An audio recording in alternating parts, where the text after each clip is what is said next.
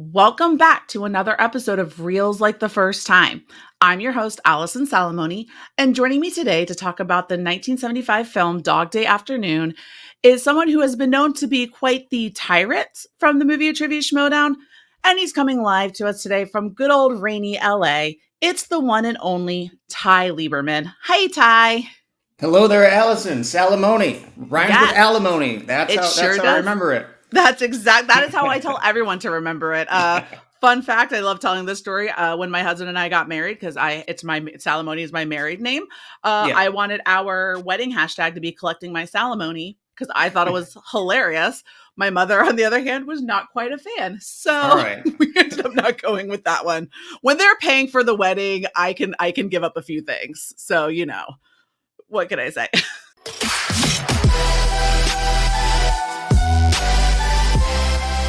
Well, Yeah. welcome, Ty.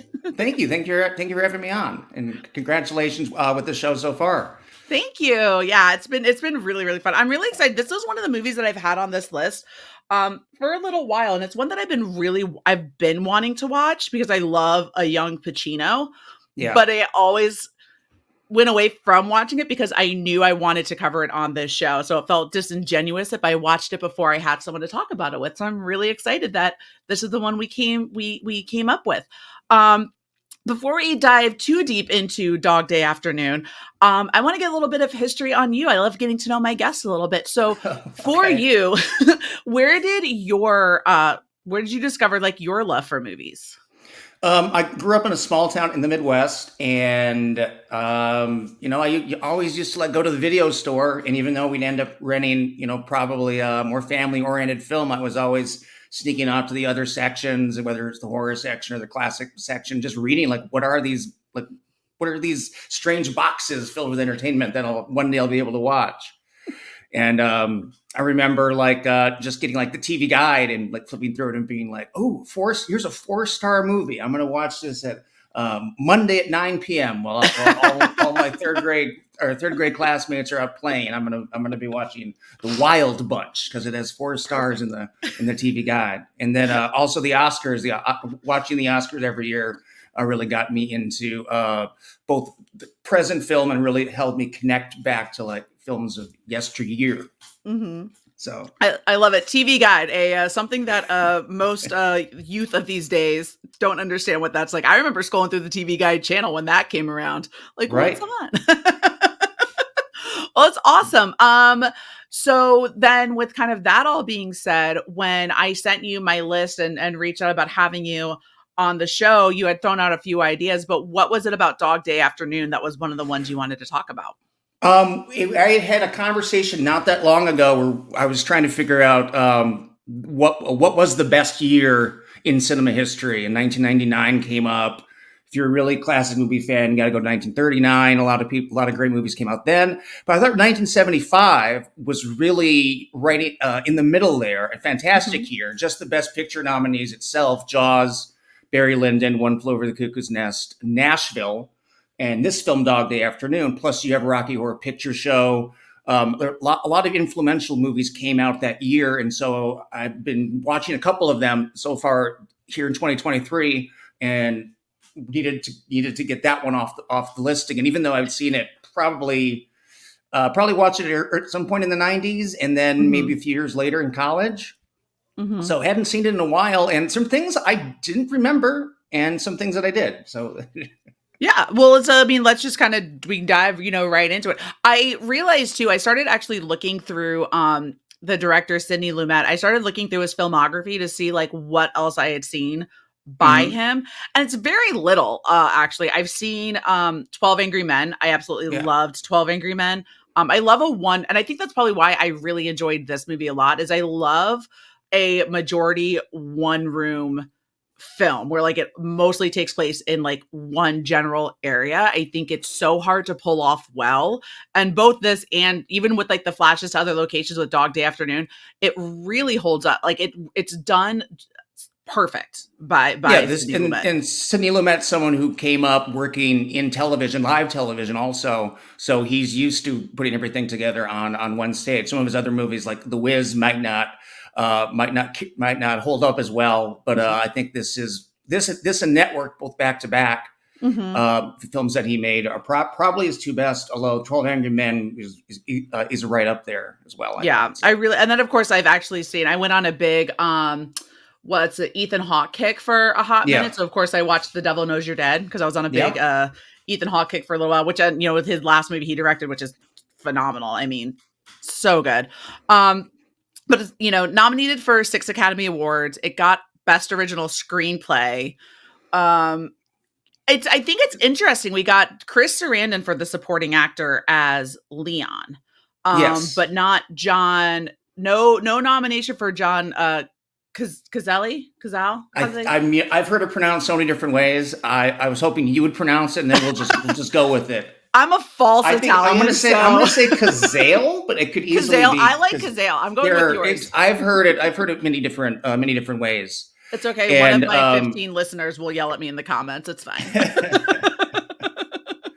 Yeah. So Frank Pearson wrote the script, and he is maybe more famous to the average film person as he was a longtime president of the Academy of Motion Picture Okay. Arts and Sciences. So he would always go out and spend 10 minutes at the Oscars talking about the organization as its own. But yeah, that was the only film. I believe that's the only Oscar that it won, right?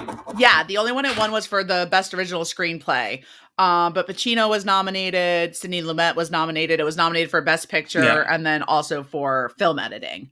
Well, it's a year for. So this movie came out a month before Rocky Horror Picture Show, which is his then wife, Susan Sarandon. I think if it's not her film debut, it's one of the first ones. So a big summer for the Sarandons in 1975. Good for them. No, that really is. I did not know that's because I was wondering where the last name came from. So now that makes sense. I'm like, oh, he was married to Susan Sarandon because I've known more about Susan. Right. Right. But yeah, no, you had said 1975 was a pretty stacked year. I just did another film. I can't recall it off the top of my head, but I know I did one that was within that same time frame that again was up against, like, you look at Jaws. I mean, just a feat in filmmaking.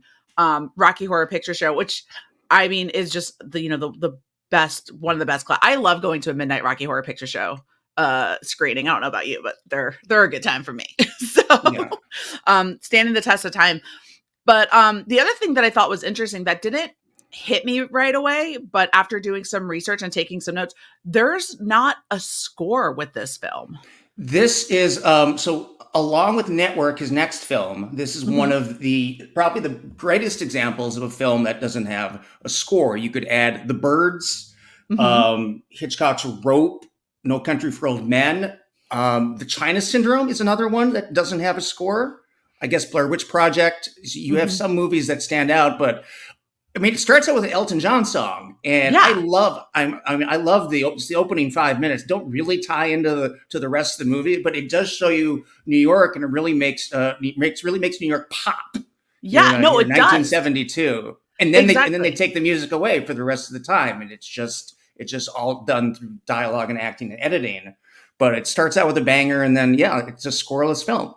It's just so impressive and to not only just to not have a score, but the fact that like I said, for me, I didn't even realize it. Like, when a film has a good score, you can like tune in and it's right there. I mean, some of my favorite scores of all time is like James Horner with The Rocketeer is one of my all-time favorite scores. Like Star Wars, like there's these films that have these just, these scores are synonymous with these movies.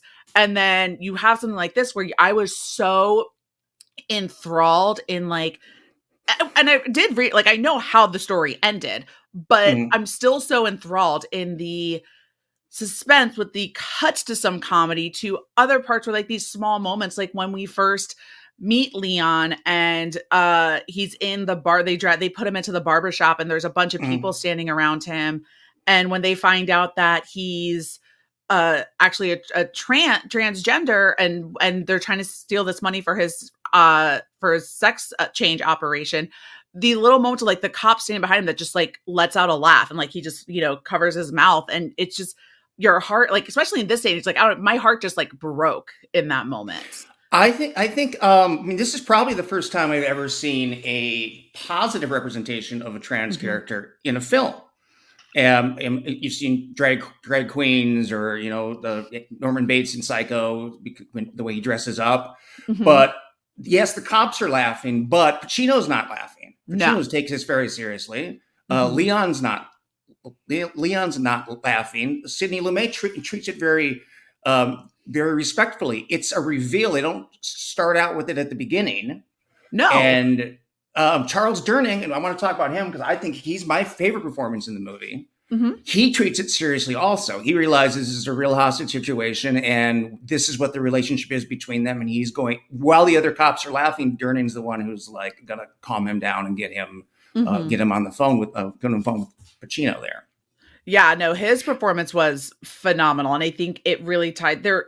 It definitely feels, especially reading the history of this film and the direction that Sidney Lumet took it, and how it was written and everything. Even the fact, to kind of fast forward into like our little, if it's on Wikipedia, it's true.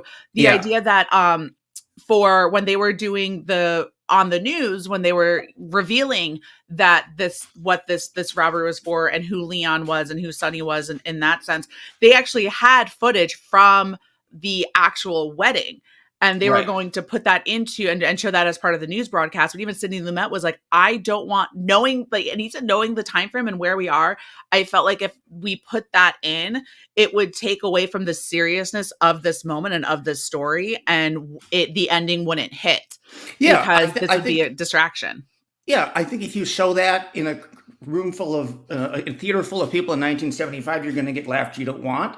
I think if Hmm. you start out with it in the first 10 minutes, like you see in them, spending the morning together, Hmm. I think you lose a lot of people. Then also the way that it's woven in, it comes suddenly. By then you're already involved in the situation and the characters. I think that's the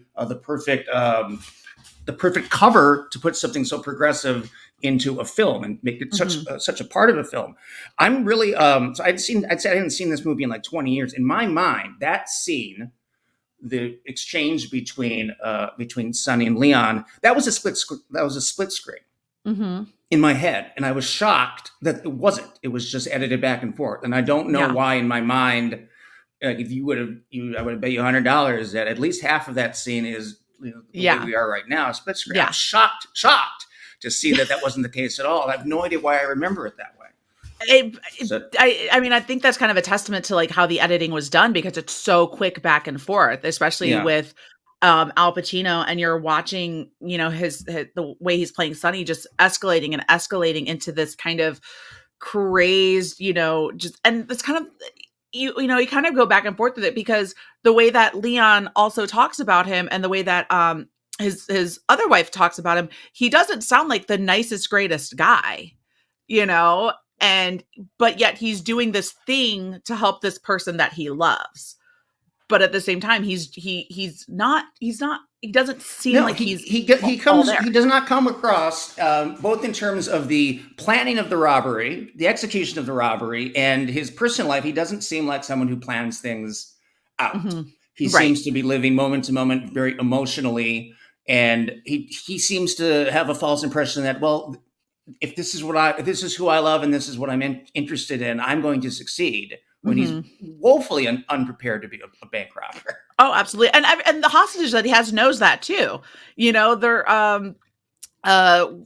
who's the one woman that's in this, that's incredible. Oh, Penelope Allen as Sylvia. Like, Yeah, when the first time they go outside talk to um gosh, what's his name, Charles Durning, or yeah, yeah, when they first go out there to kind of do the confrontation, she's just kind of standing there. She's yelling at people too. She's like, just, he's fine. We're fine. right. And then when she's out there, he's like, well, why don't you come with us? She's like, no, those are my girls. And like, she's not scared. She's not Yeah, worried about this guy. Once she she has a sees, story. She has a story to tell them. Yeah. yeah. And it's Well, like, oh, go ahead. No, oh, please. so this is based on a real story, and I Hmm. do want to ask you what you knew about the real life event and what you knew about the film ahead of time. But apparently, according to the internet, the character Sal was 18 years old, Yes, I just learned and that one. I just learned they today. and instead because they worked on The Godfather for two movies, Pacino was like, I want to put John Cazale in it, Hmm. and it changes the tone because an 18-year-old kid, I think, would look just as baby-faced and innocent as Pacino is portrayed Hmm. in this movie. John Cazale, he could kill you. Yeah. He looks like he could kill you. And I think if they cast an 18-year-old, you wouldn't have the same level of menace and fear. No, Because and I think I never got the feeling that Sonny was going to kill anyone, but you don't know about mhm, the other guy. And yeah. that's what's scary, and that's the tension, is you only really understand one of them. Especially when I think it really kind of starts kicking in the high gear, when he starts getting really upset that they keep saying two homosexuals in the in the bank. And like when the FBI agent comes in, he points him he and that's what ends up sealing his fate, I feel like, because he actually points the gun at the FBI agent. It was like, make sure they tell them to stop saying that there's two. There's not two. Um, but kind of back to your point about that whole 18-year-old is then in the end, because we just go full spoilers, he's the one who gets shot in the head. I feel like that would be, I don't know. I just don't, I think it would hit in a different way than it does in, I would be, if I was watching, it's almost like watching, little Kim Richards in Assault on Precinct 13 getting shot. Like Oh I, yeah, for the age, yeah. yeah. It's more of a father son relationship just because of their Hmm. ages, or a Hmm. sugar daddy, depending on what. I mean, who knows what how they would have portrayed it, but having them more like brothers, or I mean, it's not even clear they liked each other. Right. It's just that it really did feel like he just picked out people who he kind of knew that would say they would do it. And then they even play off really well in the beginning when they first come in to rob the bank, the way that he Yeah. can't even like shake the gun out. They're No, he obviously doesn't know the old. If you carry a big box of flowers into a bank, just watch out, because that's right. like there's a gun in there, folks. There's definitely So not it flowers is coming never in. flowers. It's never flowers. With all offense to was you said Penelope Allen, was that her name? Yeah. Yes, yes, And then yes. Carol Kane is in this movie. Yes. Carol That was Cade. not something I remembered either. She and Pacino are currently in Hunters on Amazon. I love that show. So I have not watched kind of season two yet. a fun reunion there. And Carol Kane also in Princess Bride with Chris Sarandon. So a couple Yes. Carol worked with some of these people again.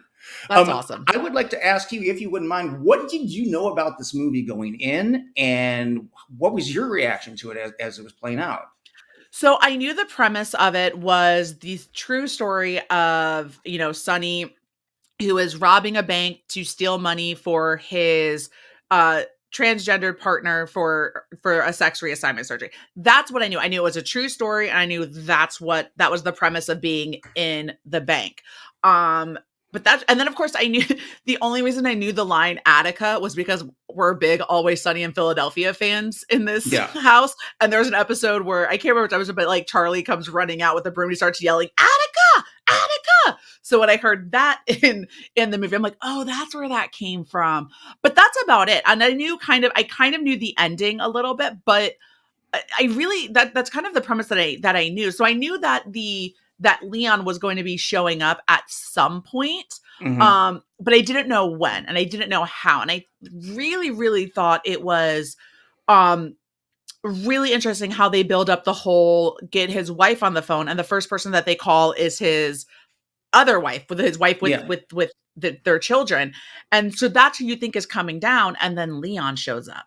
And you're kind of like, okay, so now, but and if you didn't understand where it was going or what that story was, or if you weren't alive at the time when it actually played out, that's probably one of the best like cinematic reveals of all time. It's a reveal. You don't know who he is or why he's there, and then but And it's like an they hour in. love each Like, other. There's yeah, no doubt that they love each other. absolutely.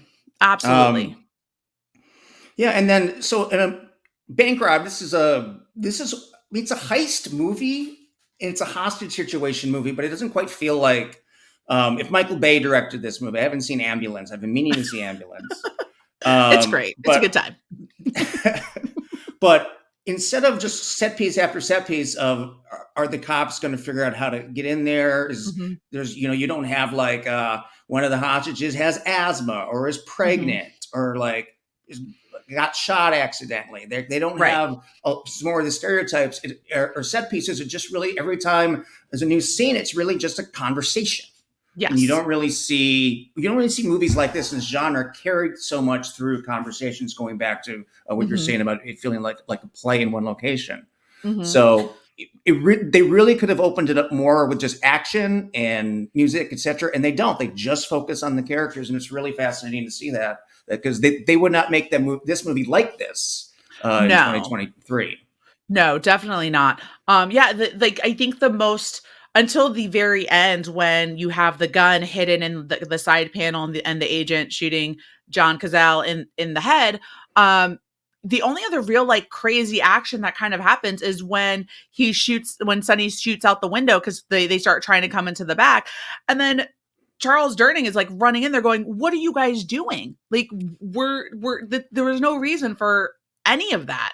And I think the way that the respect that he's being given, knowing that this is a man who is in desperate need. And I mean, you don't just go rob a bank because you just want to rob a bank. I mean, maybe some Right. people do, but it's very clear that's not that this guy is so desperate, he doesn't know what else to do. And this is where we're at, and this is what we're going with. I think I really think you hit the nail on the head when it comes to the idea of these characters telling the story and the character development throughout is just phenomenal and how no one wants to leave. And I feel like even the tellers are kind of helping him figure out and plan this robbery themselves. Like, at first he's just kind of like, oh, if I come out there, you're going to shoot me in the head, you're going to do this again. And then I feel like they start giving him these little, like the exchange he has with Penelope Allen. She's like, you did it on a whim. And he's like, I had a Yeah. plan. But he doesn't have a plan. I mean, even he doesn't even wear the right shoes. Some of the earliest comedy in this movie is him sliding across the floor because he doesn't have any traction on whatever shoes he wore. He can't get the box open. Mhm. He picked the worst getaway driver imaginable. He was out of the movie in like Who 30 leaves? seconds. Who's like, I can't do it. And then he runs out. So he's like, okay, And then let him out. they don't wear masks. They all call each other by their real names. Yeah, It's not. instantly. I'd be curious. Perhaps one extra scene of what they thought would happen. Like Yeah. what was their plan here? Yeah, absolutely. Or, he starts burning the receipts for the traveler's checks, which is how someone ends up calling the cops because there's smoke coming out of the The building. smoke, yeah, smoke Like, coming out. So, it's very much, but I think it's really important too with, again, these moments within the movie that are really kind of comic relief that you kind of need to cut this tension that you're feeling through this entire time. And it comes in perfectly, and then it immediately goes away, and you realize the seriousness of the situation that we're in. And I think it just boils down to just fantastic writing and even more phenomenal editing. I had in the notes, like you said, about Pacino convincing Lumet to cast John Cazale. yeah. I also He legendarily for those who are watching this, he was in 5 movies in the 70s, all Best Picture nominees: Two Godfathers, Deer Hunter, I think The Conversation, and mhm. this. And then he dated Meryl Streep, Fucking and Al then he died. Pacino. Then he Oh, died. John Cazale. So Yeah. Cazale, yeah. I mean, Pacino might have too. I don't know, Yeah, no, but no, no. John Cazale, you're right. I was thinking so. No, you're right. John Cazale had a storied career, and then of course, cancer. I yeah. actually, again, started reading up on John Cazale because I was very intrigued. And while he was filming The Deer Hunter, was during his he was like really struggling with cancer, but wasn't telling. Kind of like how Chadwick Boseman just was not Oh, telling anybody. I didn't know that. Okay. Yeah, yeah, he was like trying, like a few people knew, but he was trying not to tell anybody. But he was just so sick, like the entire time that he was filming that movie. So we got to add that to the list now because I haven't seen that one. You want to come back? You want to come hang with me again? For The Deer Hunter? Sure, why not? Oh boy. We'll get some cheerful ones in here before that one. Yeah, How about that? I can do the second third of The Deer Hunter. The first The first third, you're third not. and final third a little long. We'll just cut it halfway through. That's fine. We'll be good. But the other thing that I thought was really interesting is that during the process of getting Pacino to do the movie, he backed out, and then accepted. Like he did. Apparently, he did this like 3 times. Was like, yeah, I'll do the movie, and then he was like, no, I'm not going to do it. And he was like, okay, fine, I'll do it. And he's like, no, I'm not going to. Like, did it 3 times. And finally, he settled on doing it. But he was super stressed out about it the whole time. Apparently, leading up to it. And it's in the way his voice. So I don't know what your thoughts are as Pacino as an actor. Mm-hmm. I think he's great normally, Yeah. but after he won his Oscar for Son of a Woman, I think he got stuck into like Oh, one mode for most of the time. I'll take a And I think a lot of it has to do with flamethrower it. to this place. Yeah, that Pacino. Yeah, Yeah. but I think it. Yeah, yeah. I mean, Scarface, I love that too. But it really has to do with his voice, and his Hmm. voice is so high. It's so high pitched in. It's so soft spoken in both Godfather movies, and it's so high pitched in this.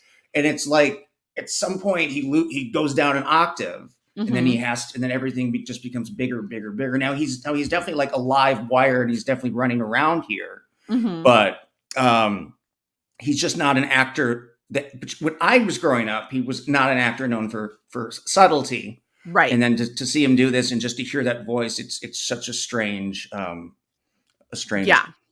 Well, I mean, correct me thing. if I'm wrong on this, or if you don't know, that we can always look it up because that's what Wikipedia is for. He got his start on in like stage plays versus film, I believe. Like a lot of the people that he brought into, that he got Sidney Lumet to cast in this as well, are people that he performed with on stage. So I know he at Yeah, he least was has. yeah, he was a stage actor in New York. I think I want to say Panic in Needle Park was maybe his first movie, and Coppola really wanted him for The Godfather and Mhm, fought pretty hard to get him over Steve McQueen or Robert mhm, Redford or some other actors who would be hilariously miscast. I think mhm. as As Corleone. yeah, Is little it's Michael. not Sonny. No, Sonny's his brother. Sonny's his brother. It's That's the Sonny in James this Caan. movie, but it's yeah, very they Michael, ran they right? were In The very few Godfather. names. They only you always had to have a Sonny in the 70s Always. in the Always. Makes movie. sense. So he got that, and then Serpico is in between the Godfather movies where he Mhm. plays a cop with a beard, and I'm not sure what he does right after Dog Day, but if it's not four acting nominations in a row, it's four hits in a row at least. Right. What did he So do? Let's look up on IMDb. he's often running at this point. But yeah, he was a pretty unknown stage actor by the time he got to The Godfather. He didn't have like a decade worth of film credits. Right. Bobby Deerfield, it looks like according to IMDb was what he did after Dog Day Afternoon. Okay. So, don't know what I've never seen that one. And Yeah. then we got And Justice for All, Cruise. I Oh, of mean, course. yeah. You're out of. I'm out of order. You're out of order. That's another classic Another Pacino classic quote. yelling. Oh, And then gotta love when Pacino yells. Attica. So that's the famous one. Maybe the most famous line in this movie is him Mhm. yelling Attica. And it. I mean, are you familiar with the Attica prison ride? Because I was not. I was not, Or so I if went to go look it up right Yeah, I've after. looked it up Yeah. since, and I feel like I looked it up once 25 years ago when I first saw this movie, but it doesn't Mhm. really tie in. I mean, I guess thematically with in terms of like powerful people and like the people trying to claw back Mhm. decency and power from other people. I guess it ties in, but it just seems random. I think it was improvised too. It would make sense. I mean, because it really doesn't add to the story. And I guess when you're looking at it, he has a crowd watching him at this point, Right, right? Like he knows it's he even goes in at one point and talks about it's a circus to them for us. Like right, they don't think this is serious. So when you have all these cops like coming up with like their guns drawn, like they're gonna come after him, and it's him and Charles Durning like telling them to put it down. He why not just start screaming about Attica and see if that'll, it riles up the crowd, right? And then it kind of just keeps going throughout the movie. Like anytime that he gets on, when Charles Durning gets on the bullhorn, he starts going Sonny, and then the rest of the crowd goes Sonny. Like they're yeah, just chiming in with it. It's so well. It's so good, and I think that all kind of plays into because of him yelling Atticus. Now, like all these people there just also fuck with the cops more yeah. than get a show and screw with police officers. Because why not? If you can, what are they going to do? Yeah, they spend a lot of time outside the bank, Mhm. which I think was a warehouse in Brooklyn. I don't think it was a real bank. And then Charles Mhm. Sterling. I love it when he starts taking his coat out and his coat off and he's sweating and he's pleading and he's like, "Come on!" Like Yeah. really like passionate into it and sweaty. And then you cut to him like a minute later and he's just like eating a sandwich. Yeah. He was trying to get it. He thought he had a window. It didn't work. All right, I'll try Yeah. again Or later. try the next tactic. Such a good performance. You also have Lance Henriksen is in this movie Mhm. as one of the FBI agents. That was kind of Yes. Murphy. Yeah, yeah, that yeah. was fun. Yeah, Murphy. That was fun. Yep. So This whole movie, um, I mean, yeah, it really is just from top to bottom, I think absolutely one of the a prime example of just like perfect filmmaking and having enough into it because it's a longer, it's a little over 2 hours longer film, but the way that it holds that tension for that entire 2 hours is perfect. I think one of the best moments, we kind of talked about it a little bit ago, was that those phone calls, where Hmm. he's on the phone with Leon and then he's on his phone with his other wife, and the way that that whole thing was shot and just watching Pacino through the entire thing. I mean, I feel like that alone is a masterclass in acting Yeah. in just that part with that close up and it's it's perfect. It's one of the So best this scenes is I think in Jack the whole movie. Nicholson. This is the Jack Nicholson Cuckoo's Nest years. So that was going to Mhm. be a tough. That was going to be a tough Oscar for Pacino to win.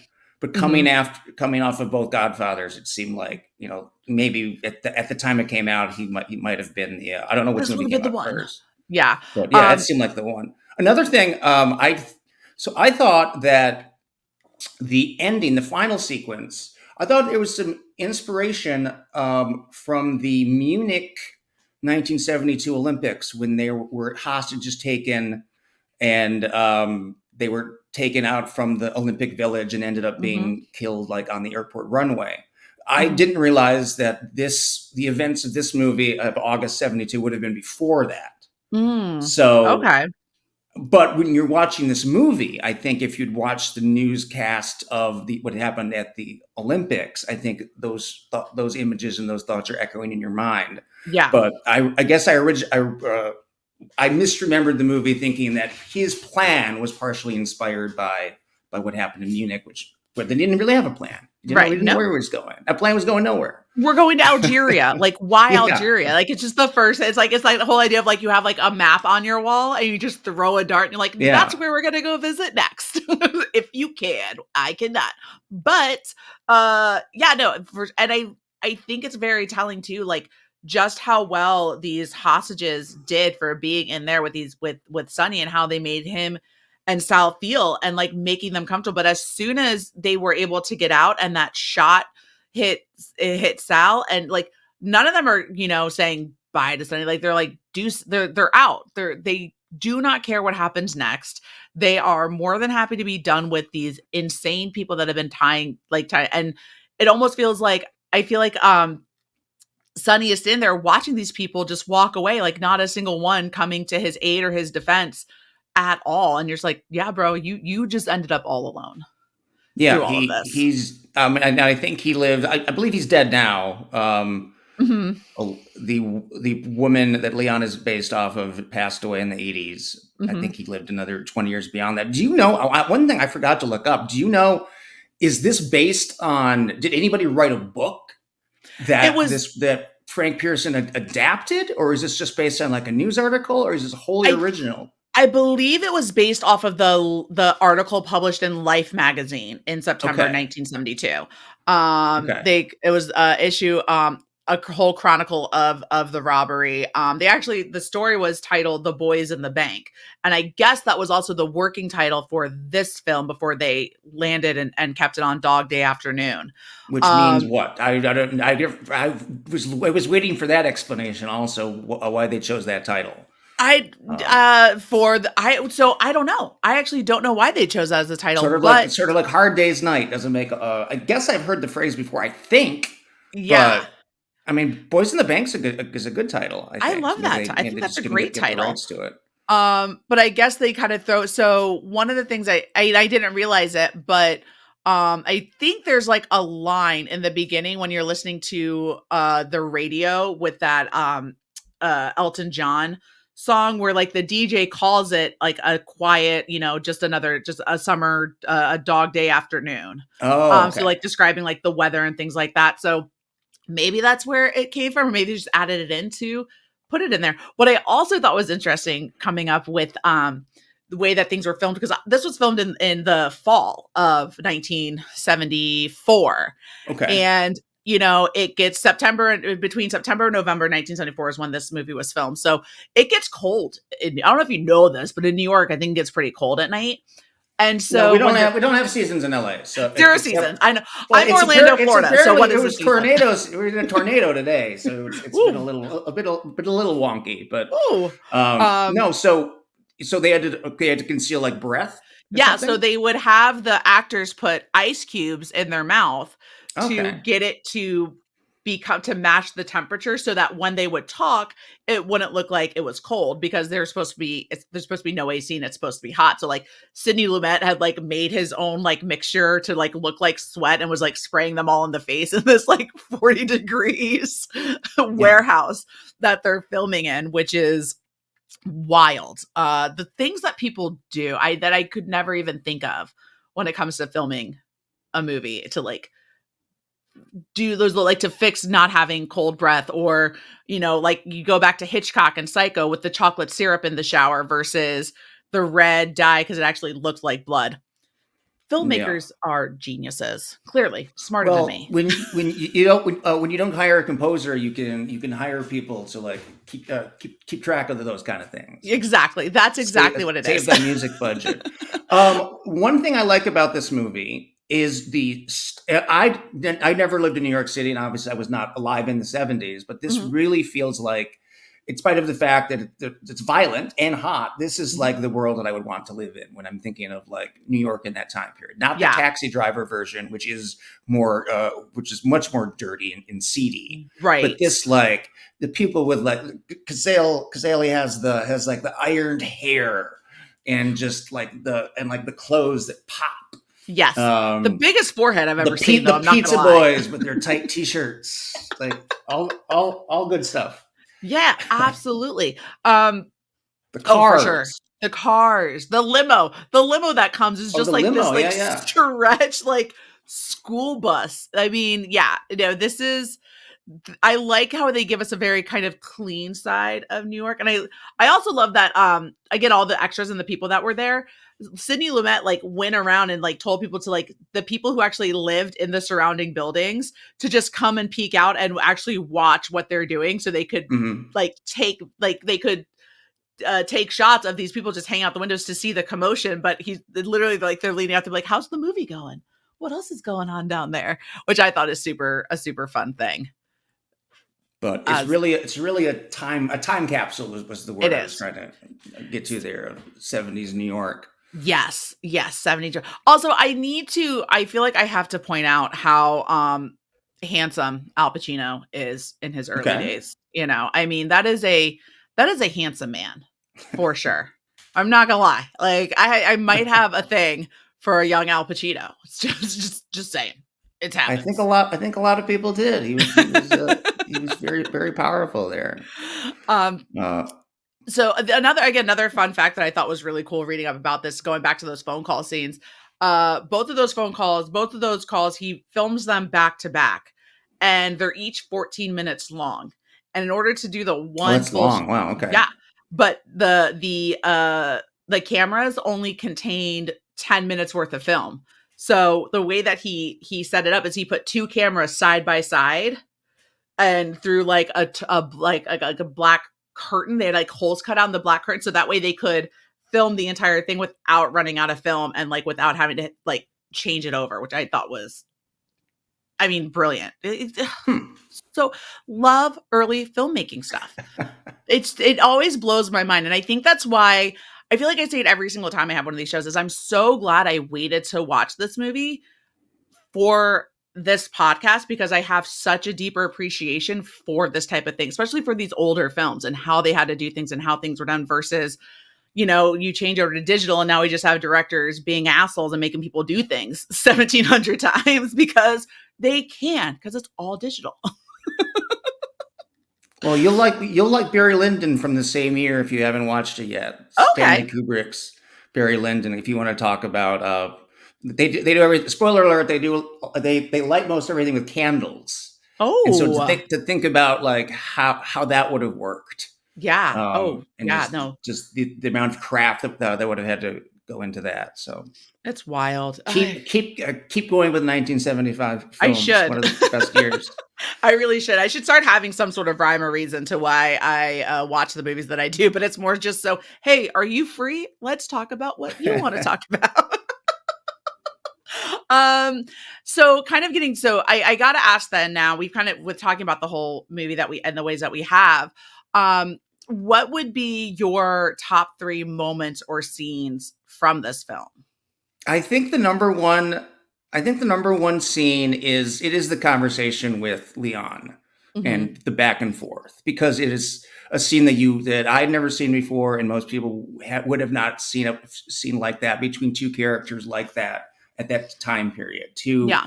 Um, to two loving men in a Mhm. relationship, and one is wants to become a woman, and it's treated very seriously. That was the scene that, even though I didn't remember correctly, though that Mhm. was the part that I remembered the most. And then I think I really like the opening montage to the Elton John song for Yeah. just putting you in that time and place.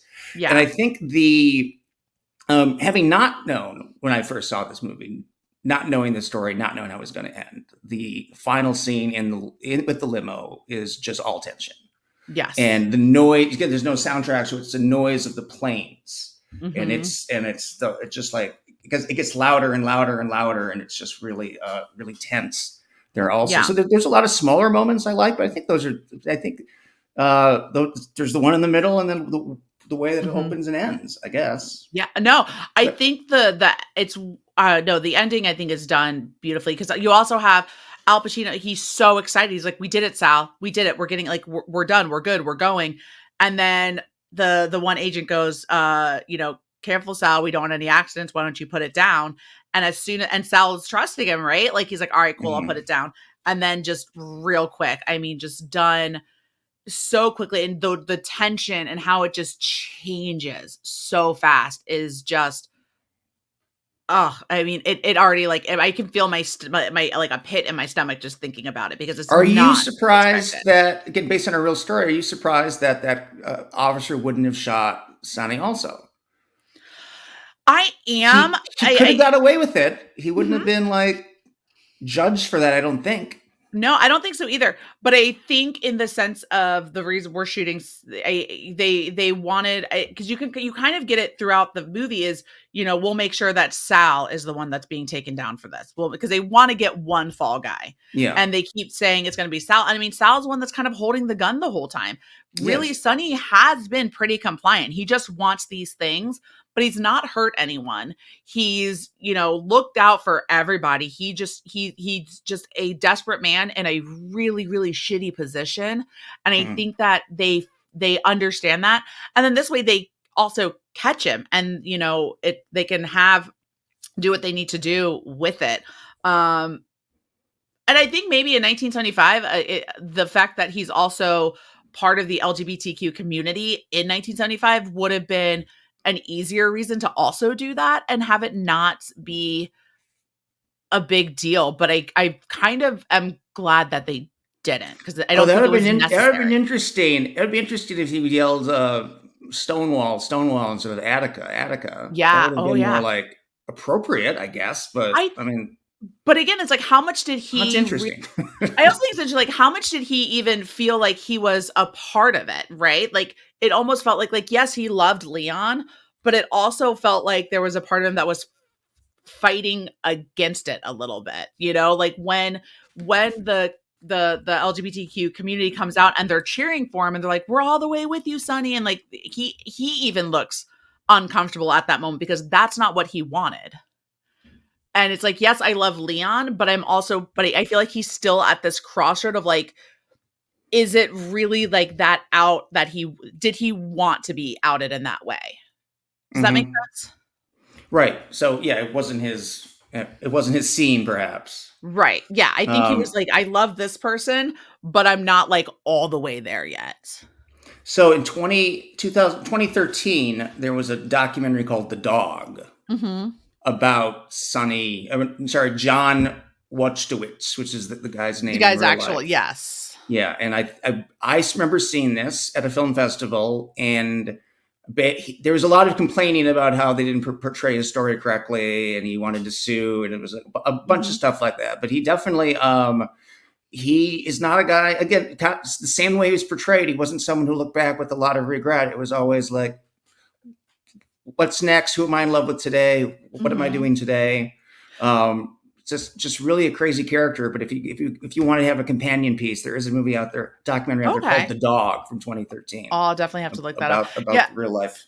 I was reading through too, like kind of with the background, like development and everything with it is the fact that they, paid out the hostages who would talk to them, they gave them a little bit of a pay for talking about it. And then the fact that, Sonny or John is working on these kind of like deals to get paid for his story with it, which part of it went to Leon or Eden's reassignment surgery. So the money was earmarked for that, and as you see at the end of the movie, that she did get her reassignment surgery at one point. But I guess there was one thing about him. He was supposed to be getting some sort of like percentage of the sales or the gross with the film, but that very quickly got either debunked or canceled because people were like not happy about it. Right. But even then, That like he's that selling that his that might have story. been what he was complaining about in Mhm. the documentary, that he lost out on some stuff. Absolutely. But But bro, you robbed a bank. You shouldn't be getting paid for it. Like, no, if we're gonna be honest about it. I definitely, I think, for me, when it comes to kind of my top three moments, we definitely talked about obviously the phone call. I think that's amazing. I agree too. I have the opening because I also think what's done really well with that song is, and the casualness of everything is, it really feels like just another day. And I think the yeah, way that they just go into this bank robbery at the end of the day is just so chaotic and so wild. Like even everyone there is like, what do you mean? What is going on? Like it like takes everyone a minute to catch on. Um, and then I think I would also, I would say just because I knew what it when I heard him yelling Attica during that whole first confrontation with the officers, and finally being able to recognize where it came from. I was like, oh, there yeah. it is. So that's in my top three moments, which also is interesting. The AFI, American Film Institute, has a bunch of those 100 movies. This one has been nominated twice for when they first did it, and then when they kind of revisited it again in the 2000s. It was Did it go? nominated. Did it go up or down in It the didn't. It's ratings? still not on. It's actually not on the list. It was nominated to be Oh, put on the list, but it's not on wow. AFI's 100 films for 100 years. It is on their it's number 70 on their 100 years 100 thrills list, so like Mm, a separate one.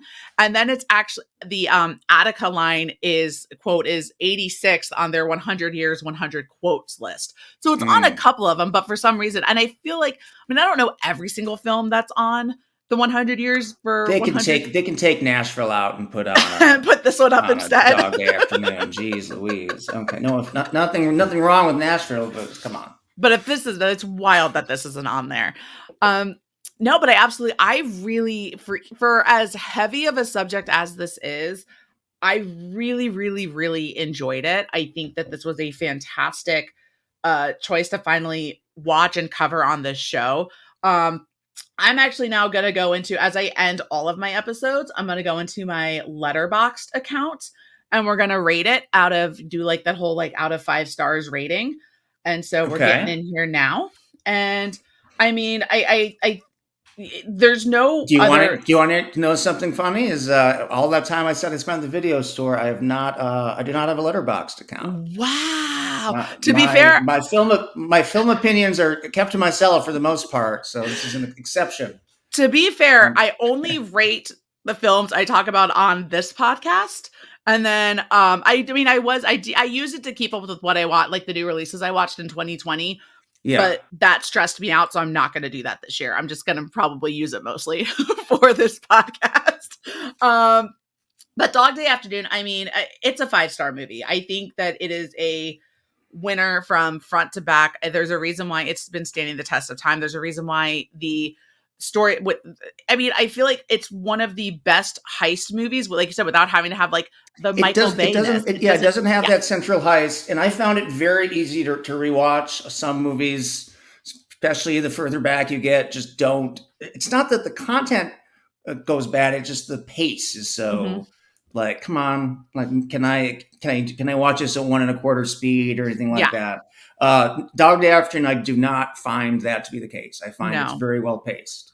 And I love dialogue movies. I think dialogue movies are just incredible, especially when they're done really. I think it's one of the big reasons why, I mean, obviously one of the reasons why, Tarantino is so Right. good at his craft. Like his dialogue in his films are phenomenal. So I loved it. 5 stars. You Oh, got a and this 5-star isn't film. like Tarantino. I mean, this Tarantino style would be so different than what this style is. I mean, Mhm. they're both great for what they are, but you don't have Pacino having the monologues No. that Samuel L. Jackson might Yeah. in the lead role. If it's Kurt Russell and Samuel L. Jackson robbing the bank, you're going to have Yeah. a whole different conversations with people. Oh, absolutely, for sure. Well, this was wonderful, Ty. Thank you so much for hanging out with me. Before we get out of here, do you have anything going on? Is there anywhere people can find you on the interwebs? No, I deactivated Twitter, but I did write a film a couple of years ago called Kiss the Bride, and you can see it on Pluto TV. And go ahead and watch it on Yes. Pluto, and then go to Letterboxd and go ahead and give it 5 more stars. I love Or that. or 4.5 if you're not happy with some of the dialogue. It's my But fault. nothing less than that. It Nothing is a less than four. Don't bother logging in if it's less than 4.5. if you don't like it other than that. And thank you to everyone who is watching us here on the Flick and Reel YouTube channel. Please go ahead and hit that like button. It really helps with the algorithm and getting these videos out there. Leave your thoughts in the comments about Dog Day Afternoon or in the comments on any of the other great episodes or videos we have here. If you're listening on your audio platform of choice, make sure you subscribe, rate, and review. And you can follow the show on Twitter at Reels Likes Movies. And you can follow me at Allison Salamoni. And until next time, my friends, be safe. I'm going to go watch some more movies. See ya. Attica! Attica!